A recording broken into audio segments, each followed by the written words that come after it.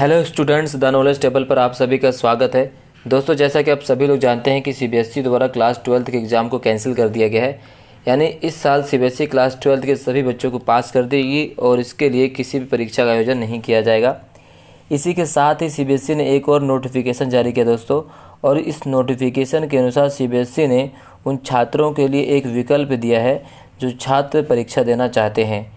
और इसमें सीबीएसई ने कहा कि जो भी छात्र छात्राएँ सीबीएसई द्वारा तैयार किए गए रिजल्ट से असंतुष्ट होंगे या उससे सहमति नहीं रखते होंगे या इससे सेटिस्फाई नहीं होंगे, तो सीबीएसई ऐसे सभी छात्रों के जो है परीक्षा लेगी। सीबीएसई द्वारा ऐसे सभी छात्रों की परीक्षा करवाई जाएगी दोस्तों जो अपने नंबर से असंतुष्ट होंगे। लेकिन परीक्षा कब होगी इसको लेकर सीबीएसई दोस्तों कुछ भी नहीं कहती है, इस पर भी मौन है। बस इतना कहा गया है कि यदि सिचुएशन अंडर कंट्रोल हो जाती है तब जाकर बच्चों की परीक्षा ली जाएगी। यहीं पर सबसे बड़ा प्रश्न उठता है दोस्तों कि मान लेते हैं कि सीबीएसई द्वारा जुलाई में या अगस्त के फर्स्ट वीक में क्लास 12th के रिज़ल्ट की घोषणा कर दी जाती है।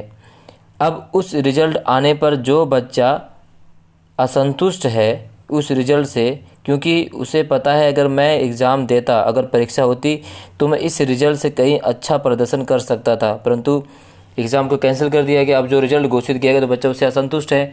और इसी जुलाई अगस्त के दौरान दोस्तों सभी विश्वविद्यालयों में एडमिशन की प्रक्रिया शुरू हो जाती है, क्योंकि क्लास 12th के बाद बच्चे एडमिशन लेते हैं, विश्वविद्यालय में पढ़ने जाते हैं और अपने मनपसंद कोर्स में दाखिला लेते हैं। और उस दाखिले के लिए एक प्रक्रिया होती है, एक निश्चित मेरिट होती है, मेरिट लिस्ट होती है, और उस मेरिट के आधार बच्चों को एडमिशन मिलते हैं कॉलेज में। एग्ज़ाम्पल के लिए मान लेते हैं कि बच्चों को पॉलिटिकल ऑनर्स में एडमिशन लेना है और वो एडमिशन लेना चाहता है दिल्ली के अच्छे कॉलेज नॉर्थ कैंपस में, यानी पॉलिटिकल जैसे किरोड़ीमल कॉलेज हो गया, हिंदू कॉलेज हो गया, ऐसे सभी कॉलेज में एडमिशन लेना चाहता है। और इन कॉलेजों की जो है वो कट ऑफ जो है दोस्तों वो 90% या 95% जाएगी। हाँ, हमेशा जाती है, इतनी जाती है। लेकिन छात्र जो है सीबीएसई द्वारा इस प्रक्रिया के माध्यम से उसके अंक जो प्रतिशत आते हैं उस प्रतिशत में वो 60% में नंबर ले आता है, प्रतिशत लाता है। अब वो छात्र जो इस एग्ज़ाम प्रक्रिया से असंतुष्ट है वो तो इसमें एडमिशन नहीं ले पाया, क्योंकि यहाँ पर कट ऑफ 95% है। अब वो छात्र चाहता है कि मैं एग्ज़ाम दूँ। यहीं पर सबसे बड़ा सवाल होता है कि छात्र चाहता है एग्ज़ाम दूँ और अभी सरकार ने कोई डिसाइड नहीं किया एग्ज़ाम कब होंगे। अब क्या सरकार ये सुनिश्चित करेगी कि जो छात्र इस कोर्स में दाखिला लेना चाहता है जहाँ की कट ऑफ 95% 90% गई है, और वो क्योंकि यहाँ पे उसे रिजल्ट कम आया है, नंबर कम आए और इस नंबर की वजह से वो यहाँ पर एडमिशन नहीं ले पाया है, तो क्या छात्र जो सीबीएसई ये गारंटी देगी कि वह उस छात्र के लिए उस कॉलेज में एक सीट सुनिश्चित रखेगी, क्योंकि वो उसको पता है कि वो इतना कर लेगा कि वो जब एग्ज़ाम होंगे और परीक्षा के माध्यम से जब रिजल्ट आएगा तो वो इस कॉलेज में एडमिशन उसे मिल सकता है। तो ये सुनिश्चित करना सीबीएसई की जिम्मेदारी है कि ऐसे सभी छात्रों के लिए जो एग्ज़ाम देना चाहते हैं, जो एग्ज़ाम के रिजल्ट से संतुष्ट नहीं हुए, सेटिस्फाई नहीं हुए, उनके लिए क्या प्रक्रिया अपनाया जाएगी एडमिशन के लिए, ये सबसे बड़ा सवाल है। दूसरा जो सबसे बड़ा प्रश्न होता है दोस्तों ये है कि सीबीएसई ऐसे कौन से मापदंड अपनाएगी, है ना, ऐसे कौन से तरीके अपनाएगी जिस तरीके के आधार पर क्लास 12th के बच्चों का मूल्यांकन किया जा सके, उनका आकलन किया जा सके।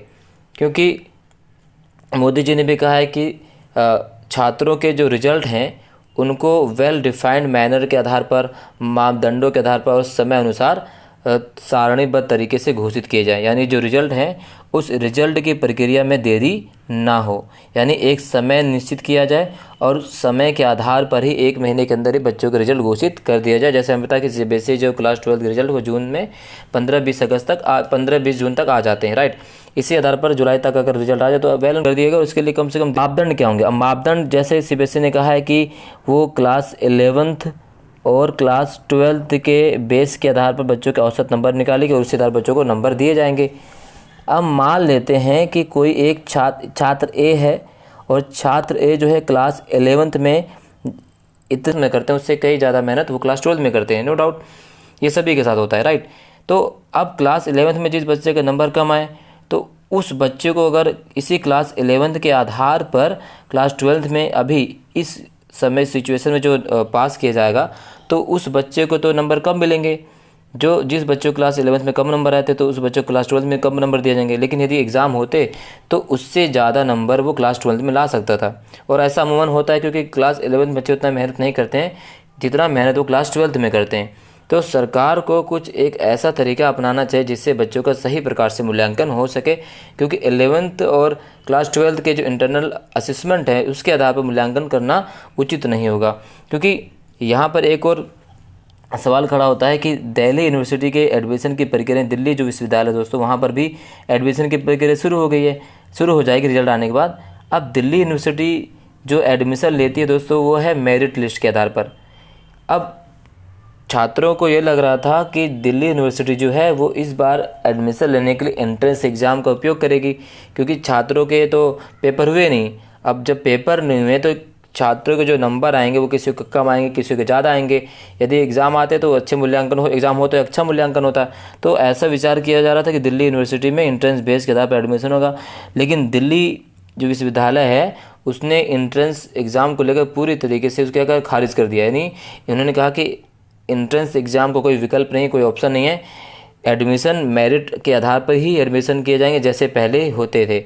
तो ये भी एक प्रश्न है कि जो बच्चे मेरिट लिस्ट में आ जाएंगे, यानी जो बच्चे 90% या 80% नंबर लेके पास हो जाते हैं तो वो तो मेरिट लिस्ट में आ जाएंगे। जो बच्चे रिजल्ट के बाद दोबारा से परीक्षा के लिए अप्लाई करेंगे तो उन बच्चों का एडमिशन की प्रक्रिया का क्या होगा, क्या उन्हें एडमिशन के लिए सीट उनके लिए आरक्षित रखी जाएगी या नहीं रखी जाएगी, ये सबसे बड़ा सवाल अभी भी बना हुआ है। अब दोस्तों मेरा ओपिनियन क्या है इस पूरे प्रकरण पर सीबीएसई द्वारा, तो मेरा पर्सनल ओपिनियन दोस्तों यही है कि एग्ज़ाम को कैंसिल नहीं करना चाहिए था। एग्ज़ाम को कंडक्ट करवाना बहुत ज़रूरी था, क्योंकि इससे पहले पिछले 1 साल से बच्चों के ऑनलाइन क्लासेस चल रही थी। तो ऑनलाइन के आधार पर क्या हो सकता था दोस्तों, परीक्षा ली जा सकती थी। सभी सब्जेक्ट को परीक्षा में शामिल ना करके कुछ महत्वपूर्ण सब्जेक्ट की एक कॉमन टेस्ट एग्ज़ाम लिया जा सकता था और उसी के आधार पर बच्चों का मूल्यांकन हो तो उन्हें पास कर दिया था और उन्हें उत्तीर्ण कर दिया जाता। एक तरीका ये हो सकता था।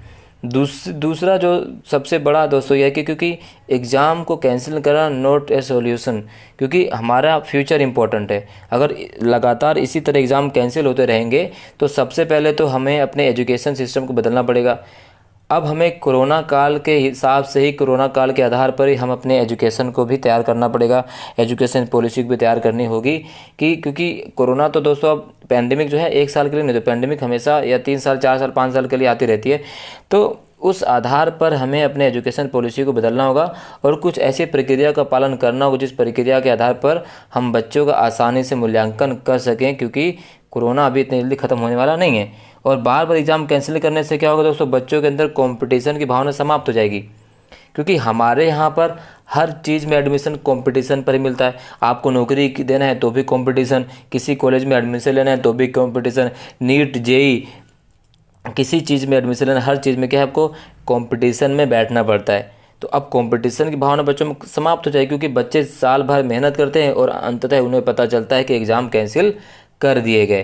तो इसलिए सरकार को सीबीएसई को ज़रूर सोचना चाहिए कि विकल्प क्या है, इस कोरोना का विकल्प क्या है, कि अब आगे चलकर भविष्य में हम ऐसी कौन सी प्रक्रिया अपनाएं एजुकेशन में कि हम बच्चों का सही प्रकार से मूल्यांकन कर सकें।